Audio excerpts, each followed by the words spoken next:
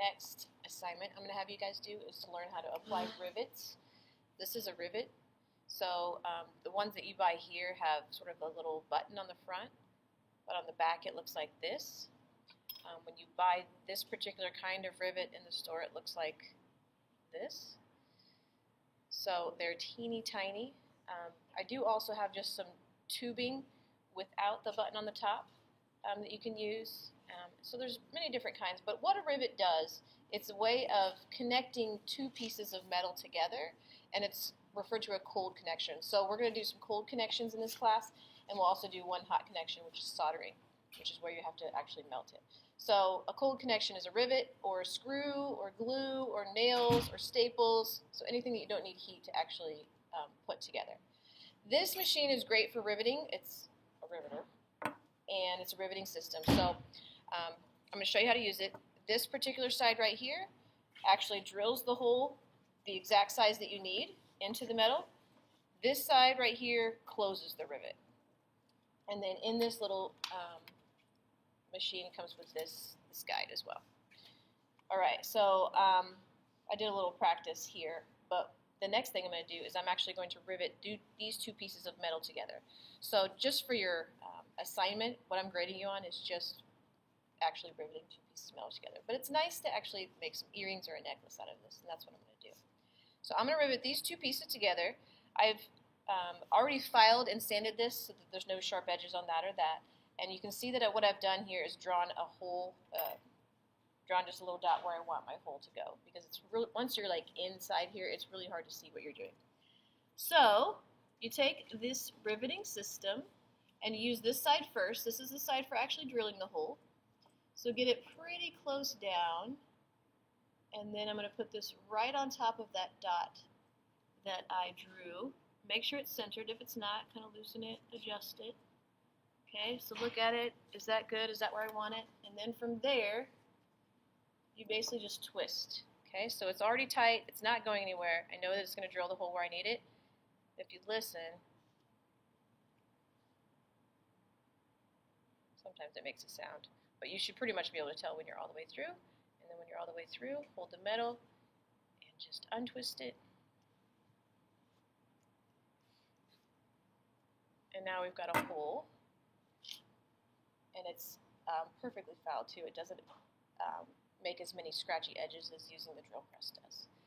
Now I need to figure out where I want to line this up, because I'm also going to need to drill a hole in the copper.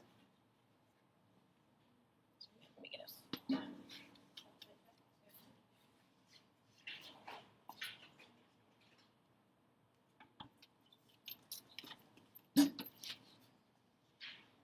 I would only advise drilling a hole in one piece of metal at a time.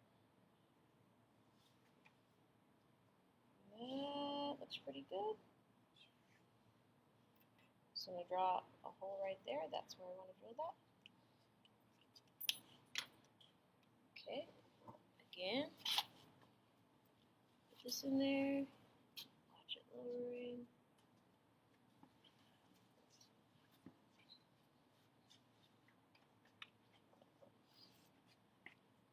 Crank it.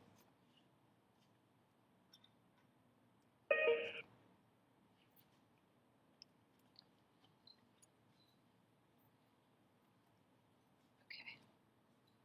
It's a little bit stuck in there. There we go. Okay, so now I've got two holes exactly the same size.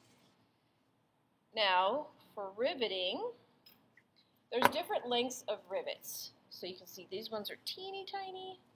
This one's a little bit taller.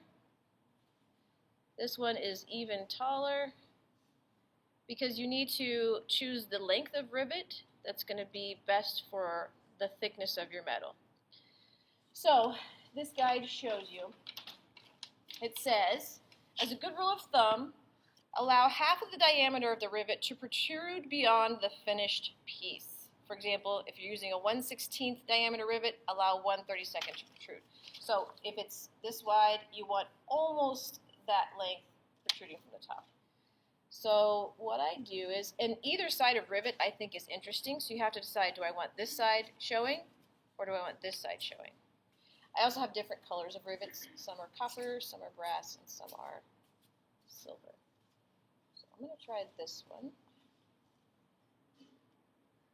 And it's very teeny tiny work. So let's put it through there first. And then let's put it through there.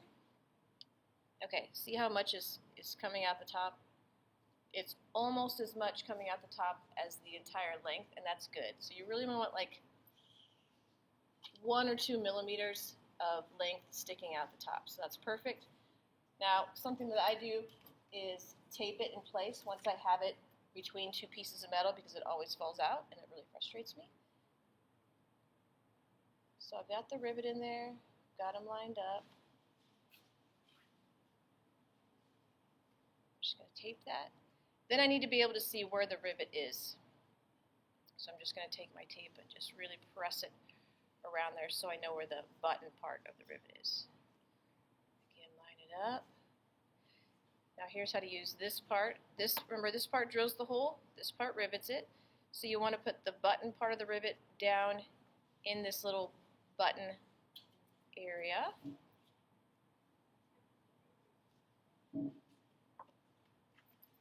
Then you need to close this so that little point goes in the center of the rivet. So there's the tube part and there's a little point, and you need to get the point in there. And then once it's in there, you just keep tightening until it feels like it's not moving on you anymore. And what that is doing to the rivet, so it's a tube like this, right? What this machine does is it just slowly goes like that. So it winds a little bit so it really kind of grasps onto it and it won't fall through. So that's how a rivet works. You can do this manually also with little punches like these, but this machine is so much easier. So that looks good. So some rivets, if you leave them loose enough, you will be able to still spin it a little bit, and I can adjust that. So now these are permanently together. The way of closing a rivet manually is taking a dapping punch, which is just a little bit larger than the rivet itself, putting it right in the center, and just doing that, and it will manually kind of open the rivet so that it stays in place. Okay, so there we go. All right, that makes sense. So again, these are good for, I think it's nice, like I want you to be able to do a rivet, but I also think it's nice to be able to